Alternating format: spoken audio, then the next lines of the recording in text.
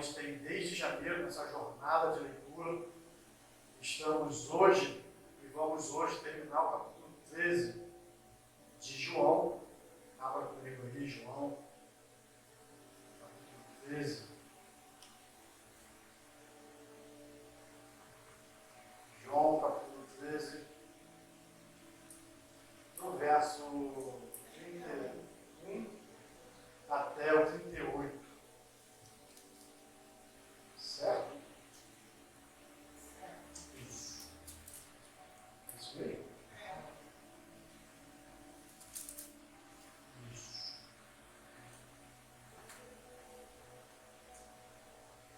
Isso. Vamos lá.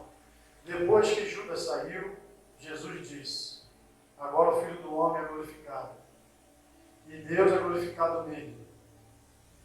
Se Deus é glorificado nele, Deus também glorificará o Filho nele mesmo. Glorificará em breve. Meus filhinhos, vou estar com vocês apenas mais um pouco. Vocês procurarão por mim, e como eu disse aos judeus, agora lhes digo: para onde eu vou, vocês não podem ir. Um novo mandamento lhes dou: amem uns aos outros, como eu os amei. Vocês devem amar uns aos outros. Com isso todos saberão que vocês são meus discípulos, se vocês se amarem uns aos outros. Até aqui o pastor Ari terminou quinta-feira passada, certo? Eu vou dar continuidade no versículo 36, 37 e 38. Porque na próxima semana eu venho com 14 e aí a gente continua. Então, hoje a gente vai iniciar com Simão Pedro lhe perguntou: Senhor, para onde vais? Jesus respondeu: para onde eu vou, você não pode seguir agora, mas me seguirão mais tarde. Pedro perguntou: Senhor, por que não posso seguir-te agora? Darei a minha vida por ti. Então Jesus respondeu: você dará a vida por mim? Asseguro-lhe que, antes que o galo cante, você me negará 3 vezes. O pastor Ari teve uma fala muito boa aqui com a gente, e ele chegou até o versículo 35, demonstrando a forma que a gente deve ter de responsabilidade no amor ao outro. Ele mexeu um pouco com a gente aqui em algumas falas.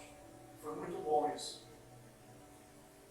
Tendo esse plano de fundo, tendo esse contexto na cabeça, tendo essa forma de que a gente deve amar o outro como Cristo amou, e não só uma comparação de amor próprio. Não é só como eu me amo. Até porque eu tenho uma fala num contexto meu, eu sempre digo: tem gente que eu não quero que me ame. Aí tem gente que se assusta: que isso, pastor? Se eu falar um negócio desse?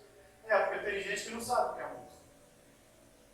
Tem gente que eu não quero que me ame do jeito que ela ama. Eu quero que ela ame como Jesus ama. Não é que eu não quero ser amado por essa pessoa. É porque essa pessoa, amar para ela, é amar depois que perde.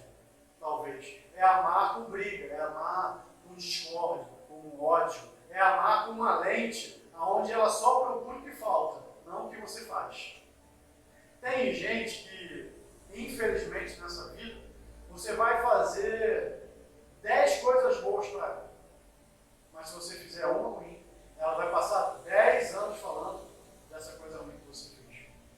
Esse tipo de gente ainda não entendeu o que é amor. E ser amado por esse tipo de gente, eu prefiro que não. Eu prefiro que esse tipo de gente aprenda a amar como Jesus e passe a me amar para que eu também aprenda a amar através dela. Não é que eu não queira ser amado, porque tem gente que não sabe o que é amar. Tem gente que acha que amar é possuir o outro. Tem gente que ainda não entendeu que existem linguagens de amor. Existe linguagem de amor no que diz respeito ao trato, a maneira de falar, a maneira de pensar, a maneira de abraçar. Tem gente que ama sem falar. Tem gente que ama falando. Tem gente que ama com gestos, com ações. Tem gente que ama calado. Então, saber as linguagens do amor é respeitar o amor que me é recebido. Porque nem sempre o amor que me é recebido é o amor que eu quero receber. Então, eu entender sobre essa classificação, eu entender que existe o amor ágape, o amor filéu, o amor paterno, o amor entre relações diferentes, eu entender esse tipo de amor me dá a sabedoria de entender que tipo de amor o outro está tentando me dar. Se for um amor doentio, eu esquivo, deixo passar. Se for um amor genuíno, eu recebo e sou abençoado através dele. A gente não pode continuar o texto sem esse plano de leitura, de que eu não posso exigir do outro um amor que eu acho que é amor. Porque a minha linguagem, se a minha linguagem do amor é uma linguagem afetiva, epidérmica, corporal, eu espero que você me abrace. E se você não me abraçar, você não está me amando. Mas, infelizmente, se eu seguir esse plano de ação, eu vou perder amores na vida. Porque para algumas pessoas, a figura do sentimento epidérmico, do toque, não é legal. A pessoa não gosta desse tipo de relação, desse tipo de amor. E porque ela não gosta, ela não me dá. E não quer dizer, porque ela não me dá aquilo que eu quero receber, é que ela não me ame. Ela me ama do jeito que ela entende o que é amor.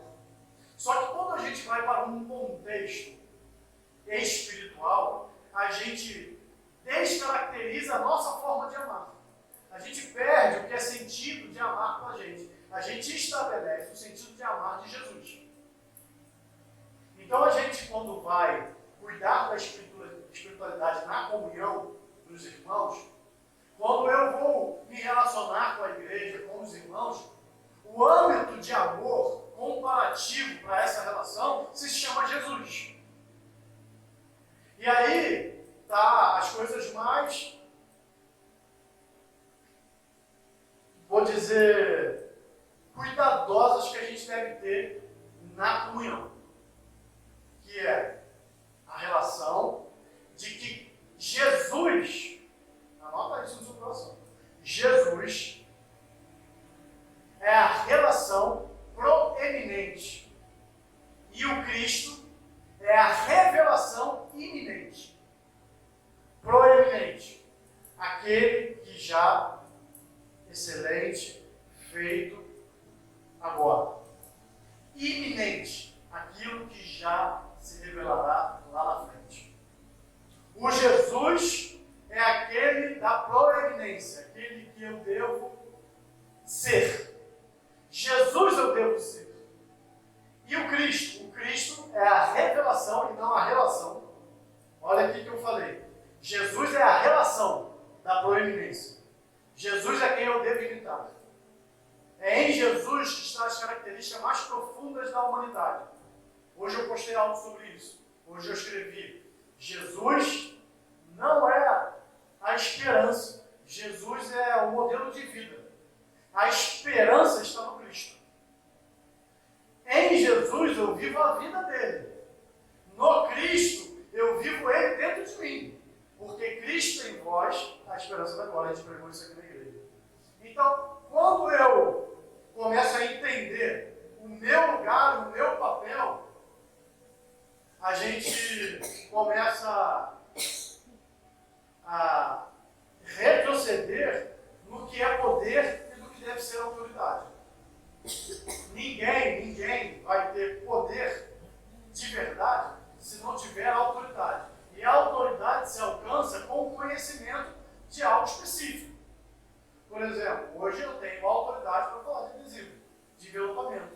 Eu tenho autoridade. Eu estou 12 anos no mercado. Eu sei o que é bom, o que não é bom, como fazer, como não fazer. Tenho que aprender? Tenho. Mas isso não descaracteriza a autoridade que eu tenho nesse quesito. Então, para eu ter o poder de, através da autoridade que eu tenho, trabalhando, poder ter o dinheiro do fruto do meu serviço, eu tenho que antes ter uma certa autoridade, porque ninguém vai me dar o poder. E aí eu até brinco dizendo que sempre o poder é maior que o dinheiro ainda. Mas só para a gente fazer uma alusão aqui, para a gente poder entender. Eu não tenho como receber o poder se eu não tiver autoridade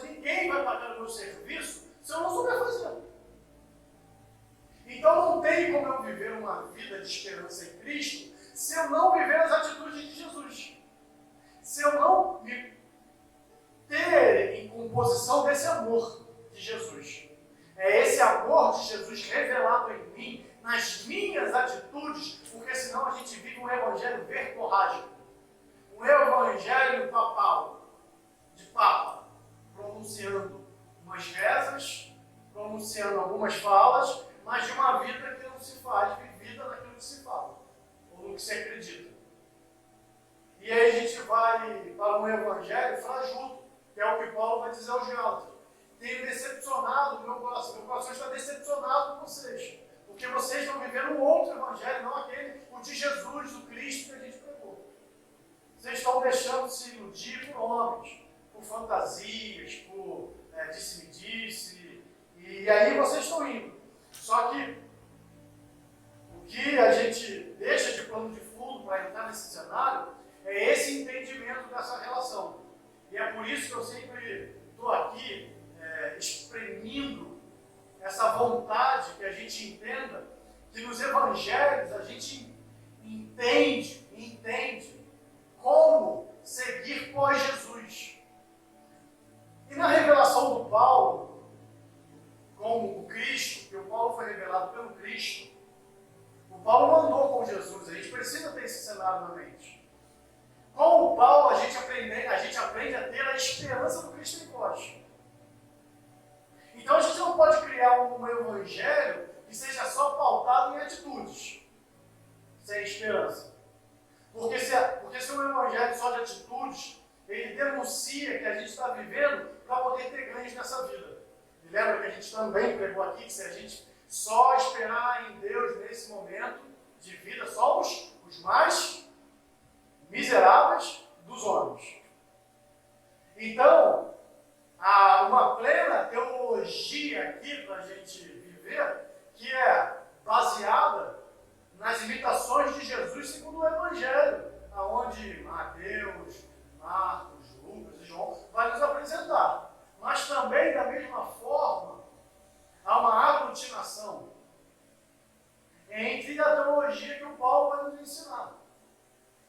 Que a nossa composição é viver a teologia de Jesus o Cristo. Que a gente entende que dessa nova transformação, a gente para de ter conceitos de amor próprio. O meu amor não vale mais. O apóstolo Paulo, quando começa a aprender sobre o Evangelho, sobre Cristo, ele chega no momento de dizer que tudo que ele sabia antes, ele reputa, ele joga como nada, como esterco. Ele diz que todo aquele conhecimento que ele tinha antes, ele está falando com um cara agora, estudioso, aos pés de Gamaliel, um cara experimentado nos estudos, no ensino, nas filosofias de praça, estudioso. Como ele mesmo disse, ele mesmo era muito cauteloso, religioso demais.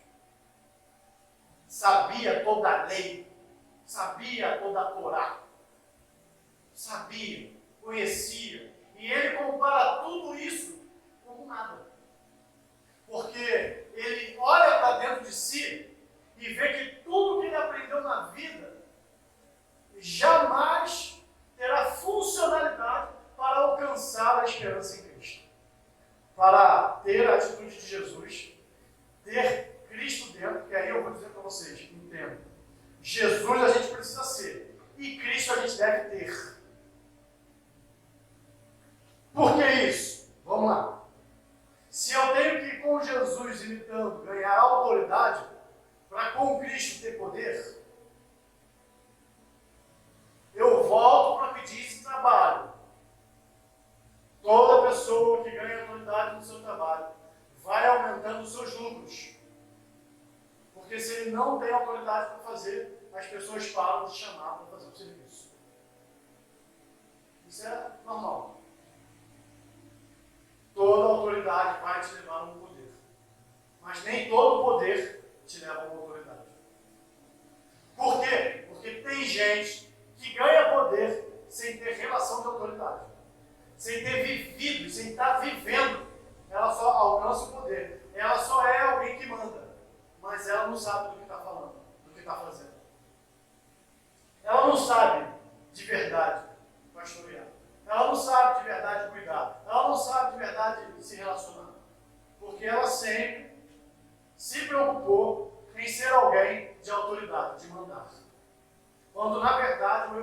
Evangelho é a contramão da relação primeira do poder. Ela é a relação primeira da autoridade. Porque ninguém que mande alguém fazer alguma coisa, ninguém pode não saber aquilo que manda fazer. Se você pede alguém para fazer uma coisa, se você é patrão dessa pessoa, você, no mínimo, tem que saber mais que ela, ou saber igual, ou pelo menos saber alguma coisa. No mínimo. Porque senão essa pessoa vai fazer qualquer coisa e você não vai saber como exigir, o que exigir, se ficou bom ou não, se ficou perfeito ou não. Então, quando eu digo para a gente ter esse pano de fundo, para a gente entrar nesse contexto do Pedro, falando com Jesus, sobre querer ir para um lugar de glória, para um lugar de poder, para um lugar de Cristo, dizendo que daria a sua vida para estar nesse lugar também, para estar nesse lugar, Jesus coloca ele no lugar que ele ainda está. Jesus não diz que ele não irá. Jesus não diz que a gente não irá. Jesus nos coloca no nosso lugar do hoje. Ainda vocês não poderão ir, vocês irão um dia. Como diz, eu voltarei para buscar vocês. Essa é a nossa esperança. É no Cristo. Quem vai voltar não é Jesus, é o Cristo. E é por isso que a gente tem esperança. A gente tem esperança no Cristo. Mas em Jesus a gente tem esperança? Não. Em Jesus a gente tem qualidade de vida. É em Jesus que a gente copia a vida. É nos amparados de ensinamentos de Jesus que a gente o copia. Amando o traidor. Amando quem fala mal da gente. Perdoando quantas vezes for. Encaminhando a segunda milha. Então, e aí eu vou colocar, quando eu na figura pastoral tento me relacionar com a igreja no âmbito de poder, qualquer fracasso meu vai decepcionar vocês. Qualquer fracasso meu. Um dia que eu não te ver na rua e não te der um bom dia, uma paz do Senhor, vai ser um fracasso, porque para você eu não posso dar. Para você eu não posso falhar. Porque eu sempre lhe dei a imagem de ser o Cristo. E tampacionei a minha vida no Cristo sem imitar Jesus. Porque quando a relação é de poder, menos intimidade. Quando a relação é de poder, menos tempo eu vou passar com vocês. Porque se é poder, eu não quero que desconstrua em mim a imagem de quem eu tanto alimento. Então, eu vou sempre delegar muito, estar menos e me relacionar menos. Pode pensar aí na tua cabeça. Um bando de líderes que trabalham dessa maneira, que não se relacionam com o público, que não tem tempo para conversar, não tem tempo para amar, para estar junto, perto, que não para com um café. Porque a relação é de poder. A roupa é diferente do público, o copo dele é diferente do público, a cadeira dele é diferente. Tudo dele é diferente porque tudo que ele quer aludir para o povo é que ele é melhor. Que ele é melhor que as pessoas. Que ele está num lugar maior. Quando, na verdade, Jesus estava num lugar igual. Quando a gente imita Jesus, dá vergonha. Dá vergonha de algumas coisas. Me dá vergonha de botar um copo de cristal ali. Me dá vergonha. Me dá vergonha de querer subir aqui de terno e gravata e... Irmãos, me dá vergonha. Me dá vergonha de eu botar uma cadeira aqui, acolchoada, boa, bonita, e os irmãos com uma cadeira de plástico. Me dá vergonha. Porque eu entendo que a pastoralidade é seguida de autoridade e poder, e não só de poder, para tentar translacionar a autoridade. Quando a gente entende isso, a gente começa a sair desse lugar do Pedro. Porque alguns irmãos da nossa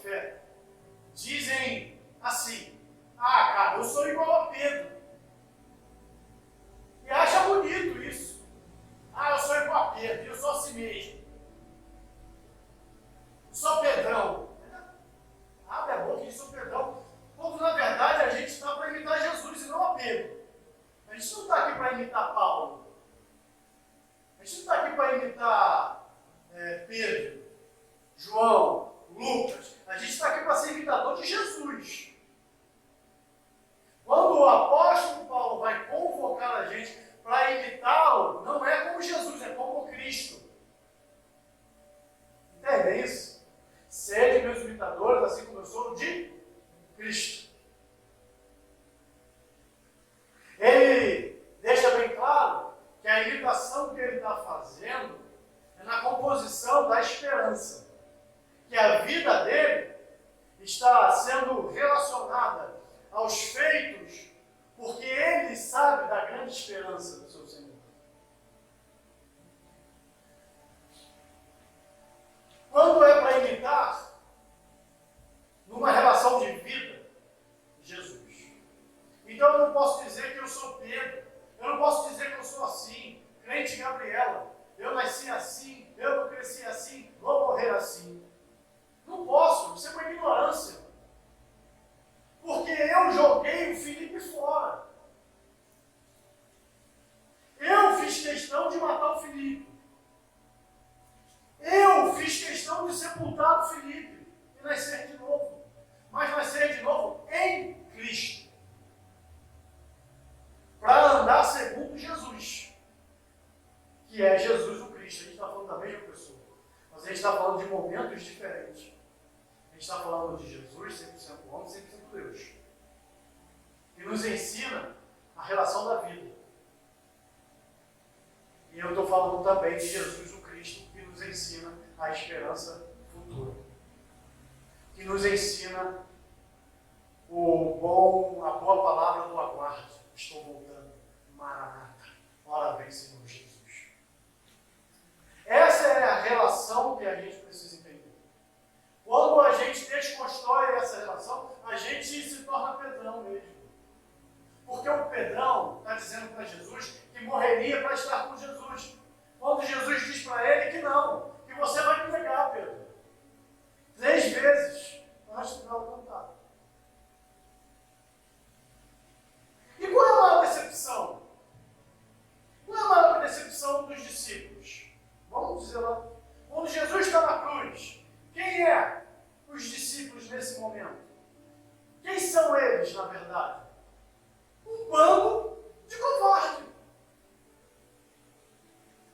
Porque a figura relacionada a Jesus na cruz não era uma opção do nascimento do Cristo. Era a perda de Jesus. E aí eu paro aqui e eu vou abrir um outro campo para a gente pensar.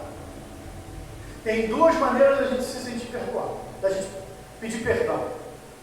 Por aquilo que a gente perde ou por aquilo que a gente faz.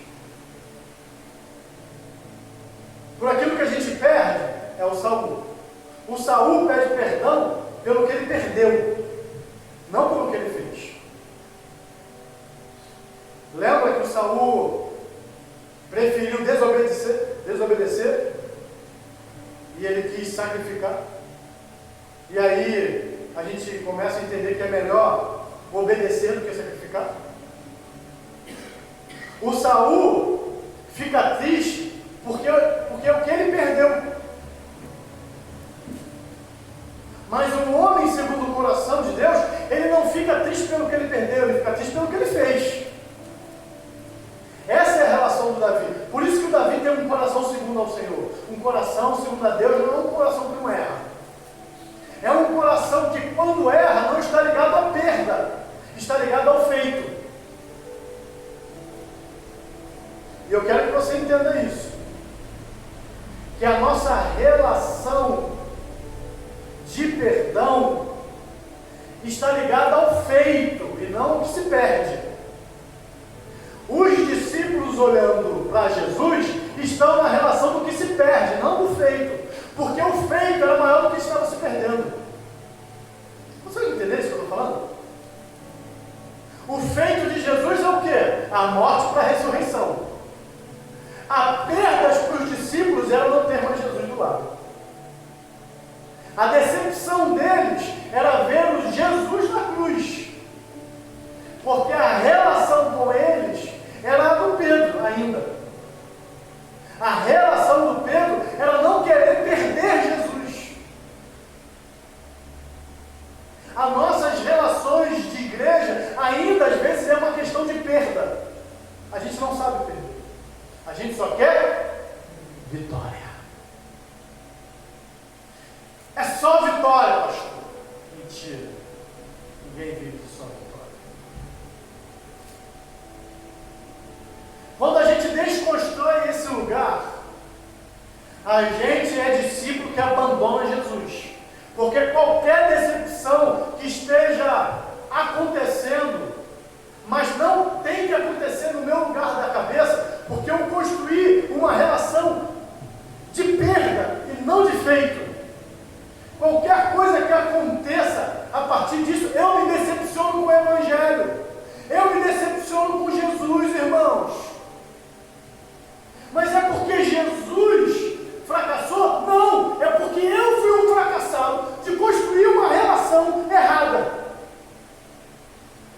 Eu quis fazer a relação do Cristo e a revelação de Jesus, quando na verdade eu devo viver a relação com Jesus e a revelação com Cristo. É por isso que Jesus está dizendo: Pedro, tu me negará, cara. Ele está dizendo que vai morrer por mim, que vai para onde eu vou. Tu nem pode ir, Pedro. Aí, com esse tipo de coração, de vida, de jeito, de maneira, você ainda nem alcançou.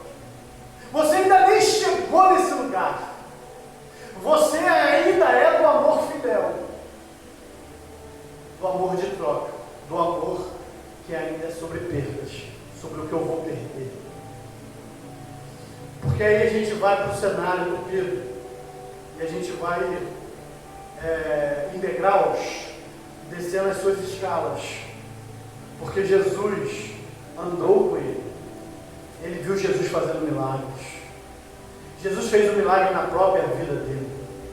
Jesus tirou ele de pescador para pescador de homens, pescador de peixe para pescador de homens.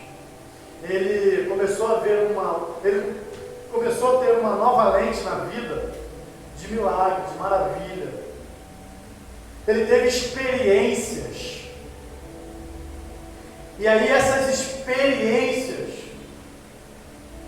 muitas vezes fazem a gente se relacionar com a ambiência que a gente vive. Tem gente que só se sente feliz dentro da igreja, gente. Minha casa é horrível, mas quando eu estou na igreja tudo está maravilhoso. Está errado. A sua casa deve ser a extensão do culto. Você deve fazer do seu lar uma grande igreja, um grande culto. Você deve entoar louvores, você deve pregar para a sua família, você deve celebrar a comunhão com os seus. Eu sempre digo que a mesa da igreja não começa na igreja, ela vem do trono do céu. E ela também não para na igreja, ela continua atravessando a igreja.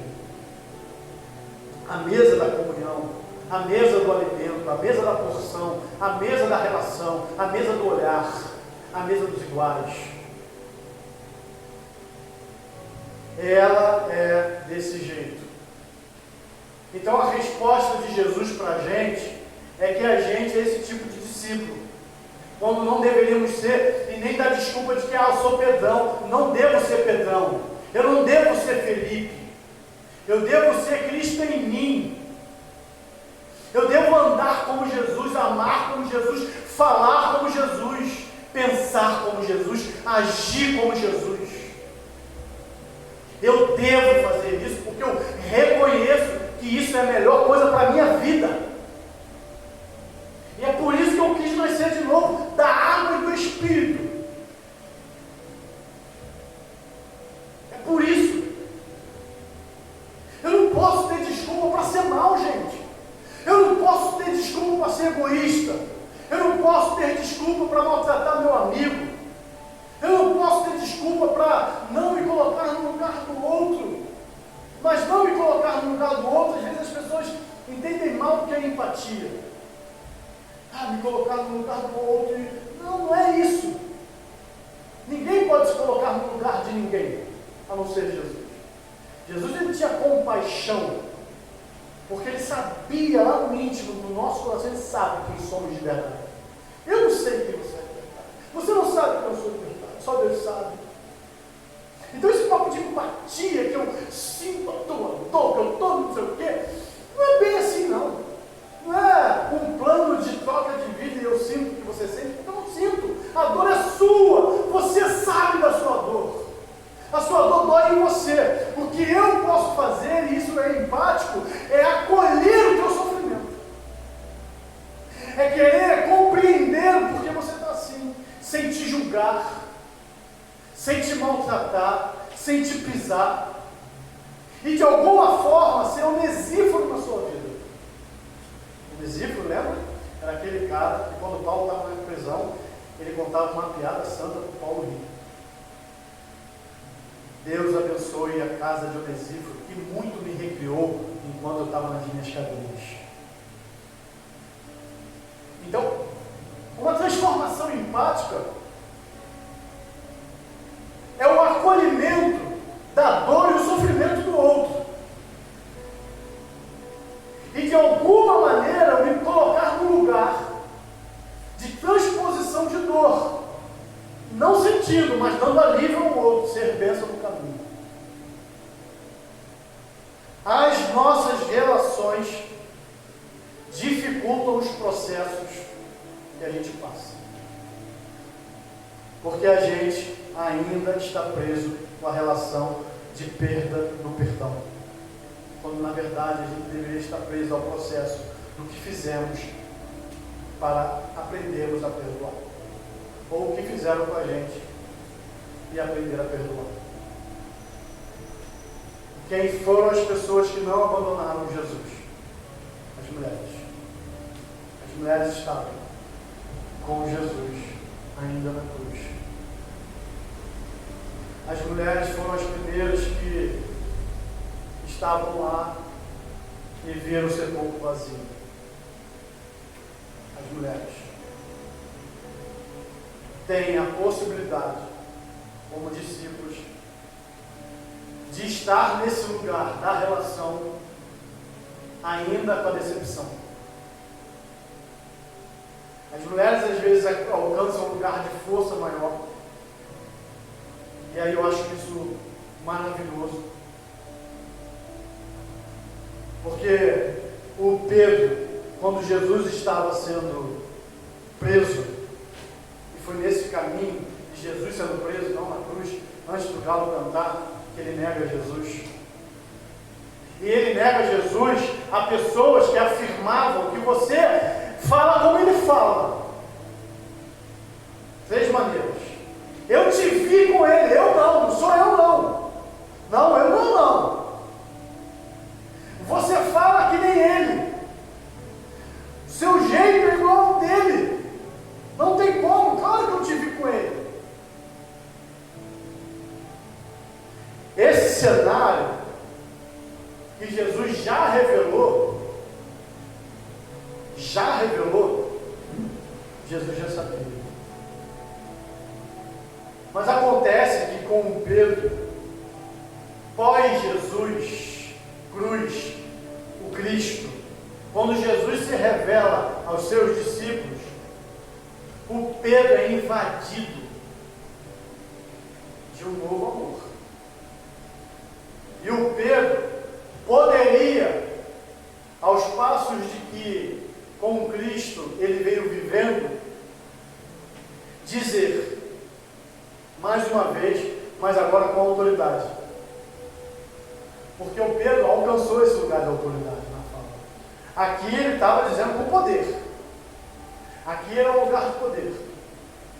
E nesse lugar de poder, sem autoridade de vida, Jesus vai dizer para a gente, não, você ainda não viveu esse amor, que é capaz de não me negar.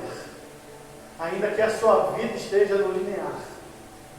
Ainda que a sua vida esteja sendo pressionada, você ainda não tem esse amor capaz. Porque você ainda não ganhou autoridade para viver isso. Mas o Pedro, ele vive isso. E ele morre, e ele não nega Jesus. Então, o que a gente está vivendo hoje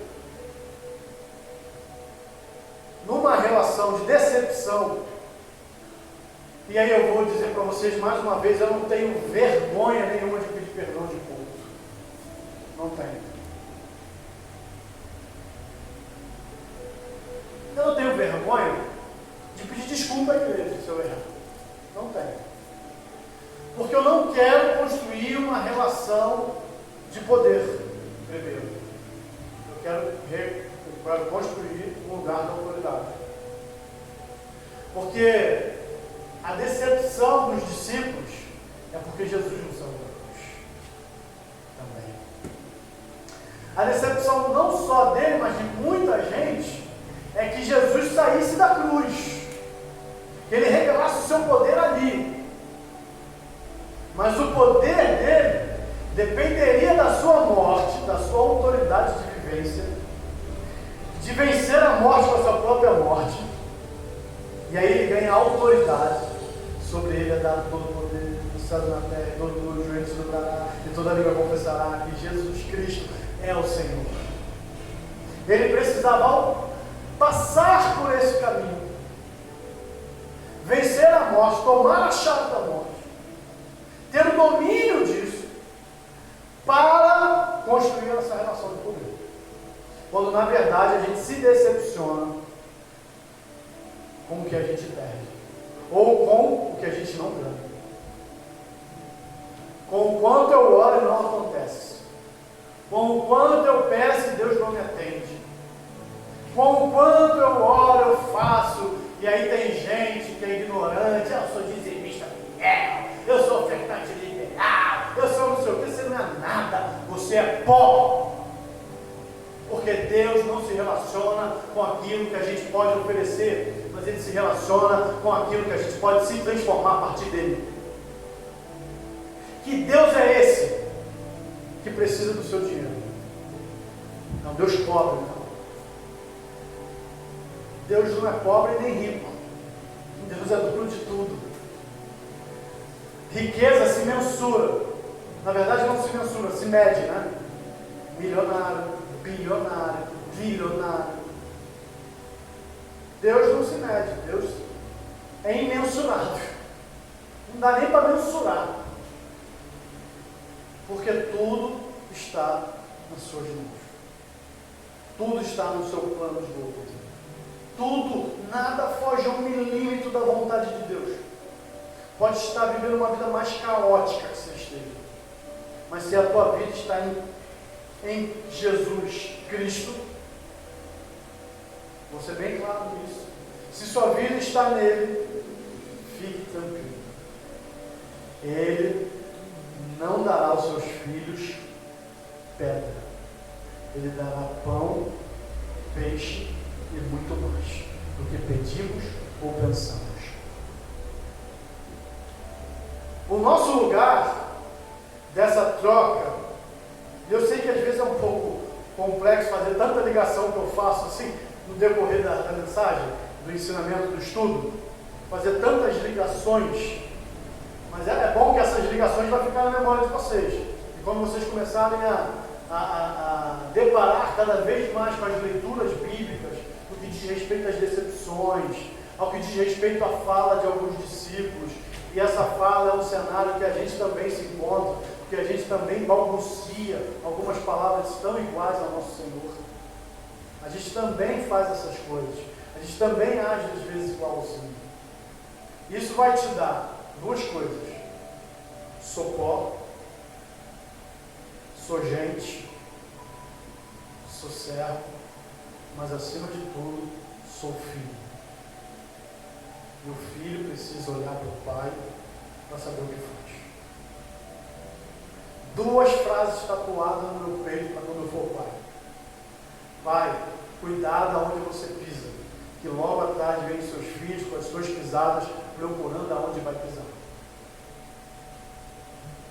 A segunda pode ter enredos de discussões teológicas e tal, mas é muito interessante e eu gostei quando eu ouvi, que é o que você faz na frente do seu filho, ele copia. E o que você faz de trás dele, ele herda. Pode ter brigas teológicas aí, porque, não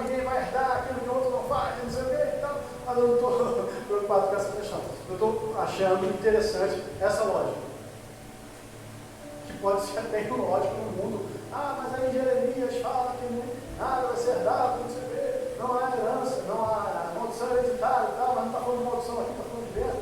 E aí não quero entrar nesse chão teológico dessas brigas, não. Eu quero só que essas duas frases fiquem muito tatuadas na sua filiação. Na sua filiação, o filho, ele está procurando as pisadas dos pais.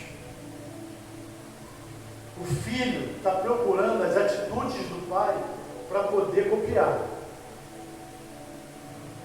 E o que o pai faz escondido, o filho pode acabar herdando.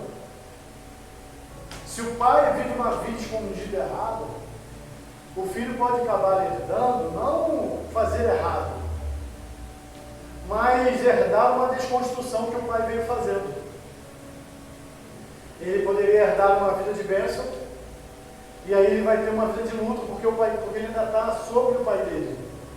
Estou falando de coisas materiais mesmo, estou falando de coisas normais, não estou entrando no campo espiritual, então não tem guerra teológica, por isso mesmo. Mas essas duas frases sempre estão tatuadas dentro do meu coração. E elas me levam a me preocupar sobre essa filiação. Me levam a eu não poder dizer como o Pedro disse. O Pedro diz: morrerei. Para onde o Senhor for, eu irei. E Jesus diz para ele: não, você ainda não é essa pessoa. Você é alguém das perdas. Você é alguém que se decepciona se eu não lhe demonstrar poder. Você é alguém que se decepciona, e aí eu estou indo lá para o que está por trás do texto, lembra? Você pode dizer isso?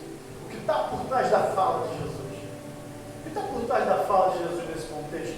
É ele dizer para a gente assim: vocês ainda se lamentam pelo que perdem, ou pelo que deixam de ganhar. E quando vocês erram e perdem alguma coisa nesses seus erros, o que dá sentimento de frustração para vocês não foi o que vocês fizeram, foi o que vocês perderam ou deixaram de ter. Quando, na verdade, vocês deveriam ter um coração segundo o meu.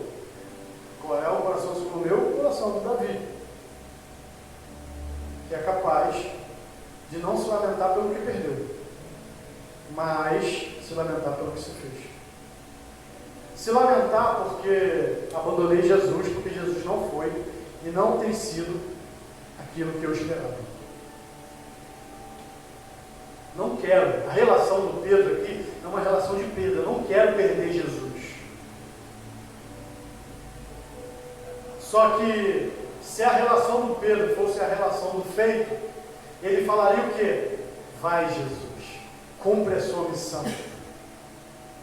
Se revela Cristo em nós, para que a gente tenha uma esperança nessa vida. Não só nessa vida, mas para que está por vir também. Quando a gente empata, quando a gente não entende o processo do outro também, e nesse quesito, dessas camadas do plano de fundo das palavras de Jesus para o Pedro, dizendo: enquanto você não abandonar a sua relação e o seu apego por coisas, por benefícios, por trocas, enquanto você não se desapegar a isso, se desapegar não é não querer ter, se desapegar é deixar Jesus ir para a cruz, fazer a missão dele. Não, Senhor, não deixarei que ninguém faça isso contigo. Para trás de mim, Satanás. É assim que ele fala, Pedro? Senhor, ninguém vai matar o Senhor, eu vou, não sei o quê. Não, Senhor, não sei o quê. Ele para trás de mim, Satanás. Porque o seu lugar ainda é de apego. O seu lugar ainda é palpável. O seu lugar ainda é de interesse. Pode acontecer, e eu também enxergo dessa maneira, que o Pedro não quer perder porque ama, mas mas ama da forma errada. Porque o amor de verdade não é a detenção do outro, é a liberação do outro, ainda que não seja para você. Amar de verdade é libertar o outro e não aprisioná-lo aos seus quereres, às suas maneiras. Quem ama confia de verdade. Quem ama liberta. Quem ama não aprisiona o outro. Quem ama dá liberdade ao outro, ao ser amado. Quem ama deixando o outro fazer a sua missão, deixando o outro ser quem ele quer ser. Porque não dá. Se fosse assim, ninguém errava, porque nenhuma mãe quer deixar um filho errar. E ela faz o que for. Ela entra em qualquer lugar, ela faz o que for. Mas ela não pode, ela não tem esse poder. O amor não nos dá o poder e a detenção do outro. O amor não nos dá essa detenção, da gente amar e o outro fazer o que a gente quer. Isso é manipulação, isso é maltrato. Você transformar alguém num amor que você quer receber, é você mudar a pessoa que é. É fazer as pessoas mofarem para te encontrar. Quando você é pegajoso, quando você é prisioneiro, quando você como fala, tem um tipo de fala que diz que é um tipo de amor que a pessoa tem pelo outro, que não deixa o outro respirar, doentio, mas tem uma outra fala, esqueci, que é um tipo de amor que aprisiona o outro, e é um amor que o outro tem que se apresentar não como ele é, mas como o outro acha que ele tem que ser. Aí você imagina que vida doentia que às vezes algumas pessoas levam nas suas relações. Essas camadas Jesus está revelando para Pedro. Pedro, deixa eu fazer minha missão. Deixa eu ser quem eu tenho que ser, porque eu vou ser o que eu tenho que ser. Queira você me amar, queira você não me amar. Jesus, entenda isso, não negocia quem ele é. Para a igreja nenhuma. Igreja não é dona de Deus. Igreja não é dona de Jesus. Jesus não é da CCJ. Jesus não é propriedade nossa. Deus não é propriedade dessa igreja. Deus não é propriedade de ninguém. Deus é dono. Nós que somos propriedade dele. Não sou eu que tenho que dizer o que Deus vai fazer. Quem sou eu? Eu não sei nem o que eu vou fazer. Eu tenho dificuldade para dizer o que eu vou fazer. Em que lugar de fala é esse? Eu sei o que Deus vai fazer. Que eu vou orar e Deus vai fazer o que eu quero. Que eu vou pegar e vou botar Deus na parede, vou pegar no cobó dele e vou não sei o quê. Esse Deus eu sou ateu. Esse Deus é um fracassado. Esse é um Deus com Deus minúsculo. Esse Deus aqui não é o Deus dono desse lugar. Porque o nosso Deus é um Deus de plano de ação para a gente ir nele buscar a revelação daquilo que precisa se fazer.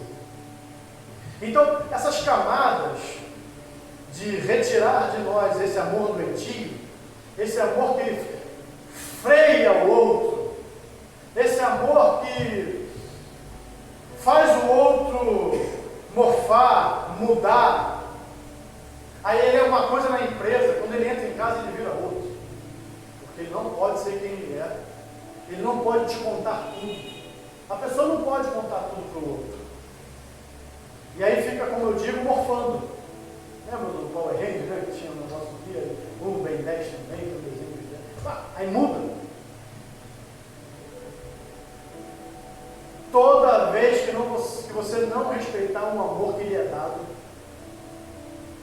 você punirá o outro com um amor que ele tem que se transformar. Entendeu isso? Bom, toda vez que você não respeitar o amor que lhe é dado, você punirá o outro com um amor que você acha que ele deve te dar. Você vai ser punitivo, você vai se tornar chato, você vai se tornar intransigente. Então Pedro aqui é colocado no lugar dele. E Jesus diz para ele: Pedro,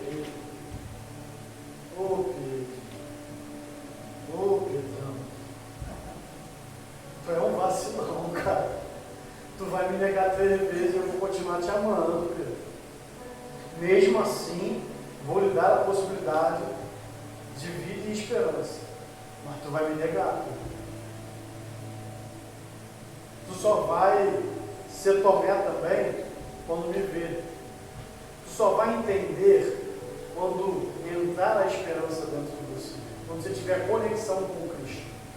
Aí você vai começar a entender o que é amor ágape, o que é amor de perda, o que é amor de doar. A palavra perdão significa, no latim, perdonare. Perdonare. Per de perda, donare de entrega. Esse per é de uma perda total. E esse donar é uma entrega total. É uma perda total de entrega total. Por isso que não é perda, é perdão. É um aumentativo. É a maior perda que a gente pode ter. É um perdão. É perder as nossas maneiras. É perder o que diz respeito a não querer Jesus na cruz. É perder o que eu acho. É perder Jesus de mim e deixar ele fazer a missão. É isso que o Pedro ainda não estava entendendo. E é isso que a gente precisa entender. Para a gente alcançar um coração segundo ao Senhor, a gente precisa estar ligado ao feito e não ao que se perde. Porque quando a gente orar, dizendo a Deus que eu sacrifiquei porque eu não queria perder tudo aquilo, era muitos despojos, era muitos bois, muitos cabritos, era muito dinheiro, era muito ouro, Pai. Eu sacrifiquei, eu acabei fazendo por causa do dinheiro. Você ainda não se arrependeu. Quando a relação do essencial ainda te tomar pelo que é fundamental, e aí eu te apresento Esaú. Esaú troca o que é essencial, o que é fundamental, pelo que é essencial. A fome não era fundamental. Ele podia passar ainda mais 2, 3 dias para buscar fome, não sei. Mas era essencial naquele momento, mas não era fundamental. Mas ele troca o fundamental pelo que é essencial. Ele vende a primogenitura para poder ter um prato de lentilha. E aí depois ele não acha o lugar do arrependimento. Por quê? Porque a relação dele era a relação de troca. Ele quis trocar o que era fundamental.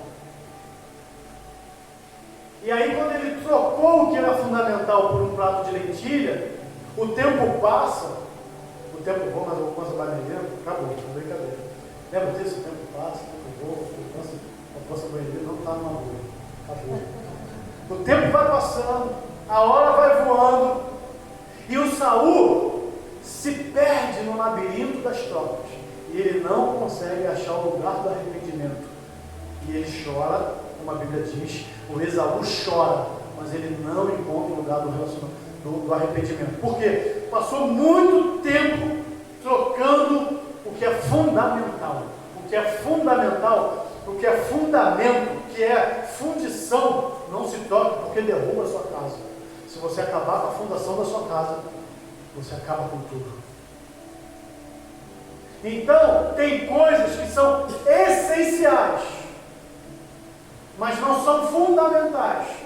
E não deve ser trocado, deve ter esperança. Porque o que é essencial vai passar. E o que é fundamento vai te dar força. Não construa sua casa na areia, não construa na beira do mar. Mesmo que pareça firme e impossível que ela fique, a tempestade vai a derrubar. Lembra dessa musiquinha? Construa sua casa na rocha. Permita aos outros ser quem são, tudo bem. Mas não se transforme, não se conforme, na verdade, com o mundo. Mas transformai o mundo com a renovação do vosso entendimento. Para que possas experimentar as coisas boas, maravilhosas, perfeitas Então, pode parecer um momento de dor, pode parecer um momento de perda. Jesus, tu vai. Jesus, tu vai para onde? Para onde tu vai? E a gente não pode ir. Que lugar é esse? Se você pensar só nisso, você está esperando em Deus só para essa vida. Se a tua relação for relação de perda e não de feito, você vai se decepcionar no caminho da fé. Você vai se decepcionar. Como aqueles de Emaús se decepcionaram. Porque quando Jesus não faz o que a gente quer que faça, decepção. Mas Jesus não é a construção daquilo que eu acho que Ele vai fazer. Jesus é o que é. Ele diz, eu sou o que sou. Eu serei o que serei. E não mudarei por conta de ninguém.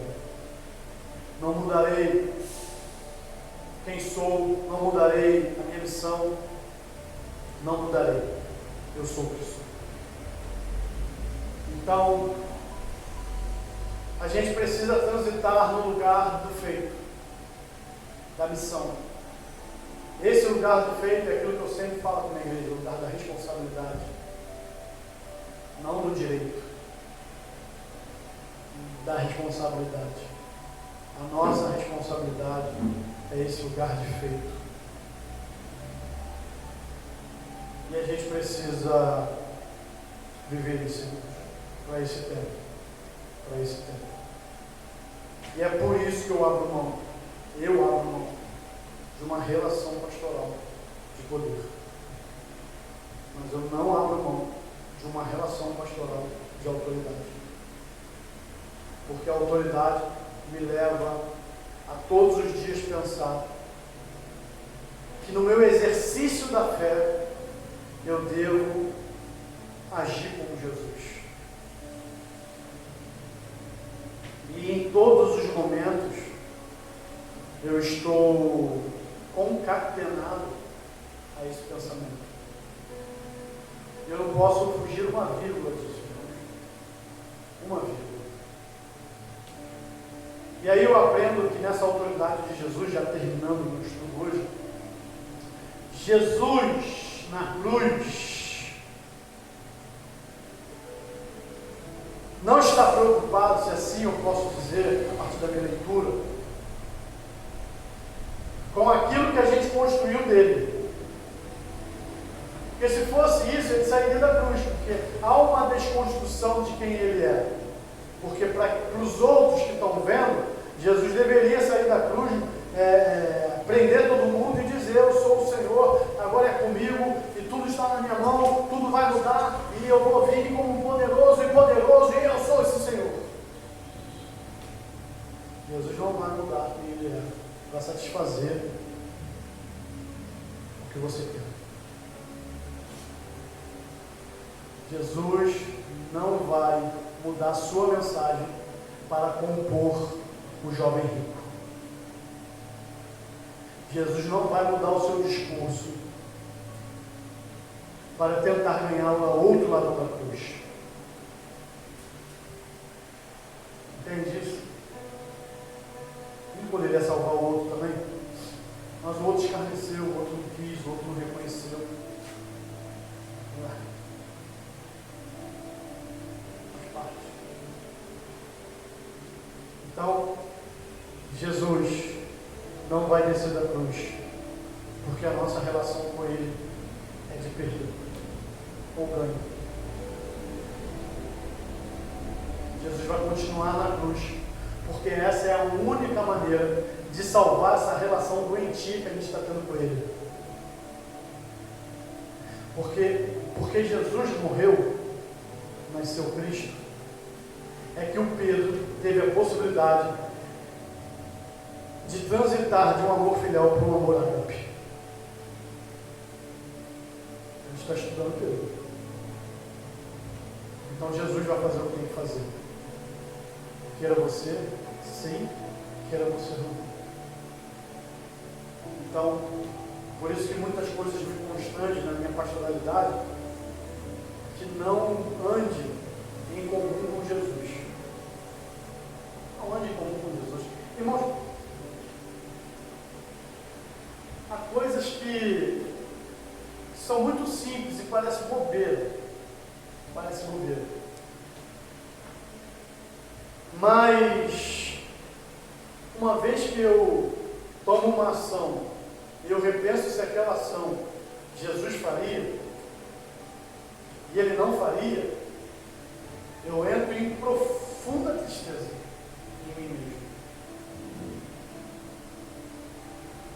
Então, estar deslocando muitas coisas no amparato eclesiológico, está abrindo mão de muitas coisas, não diz respeito a mim, diz respeito ao meu mestre. Porque eu prego o Evangelho pensando na possibilidade de Jesus estar sentado aqui, e ele está aqui. Como eu vou pregar, como eu vou viver uma outra coisa, em cima do púlpito, com Jesus na cadeira, seja do seu lado, irmã Maria, irmã Sônia, ou do seu lado, como eu vou estar aqui, Jesus me ouvindo, e eu desconectando a menção da sua morte e da sua ressurreição. Não tem como. Me causa medo fazer isso. Me causa náuseas tentar fazer isso. Me causa pavor do perverso, do maldito. Me causa pavor de fazer um negócio desse. Eu tentar fazer um negócio desse. Mas por isso a gente padece. Por bancar essa imitação de Jesus, a gente padece, porque não tem como. E é por isso que muita gente não quer realmente imitar Jesus. Muita gente não quer imitar Jesus, porque imitar Jesus é um lugar de padecimento. E é mesmo. Mas também, como Romanos vai apresentar, é um lugar de glorificação. Só que o plano de fundo é sempre as pessoas olhando para o que pode ganhar, para o que pode perder. Não para os feitos. Não para o que tem que se fazer. Não para a missão que tem que cumprir. Então, deixa essa mensagem aqui no coração de vocês. Jesus é a relação da proeminência. E Cristo é a revelação imanente. Amém? Vamos ficar de pé para a gente adorar o nome de Jesus.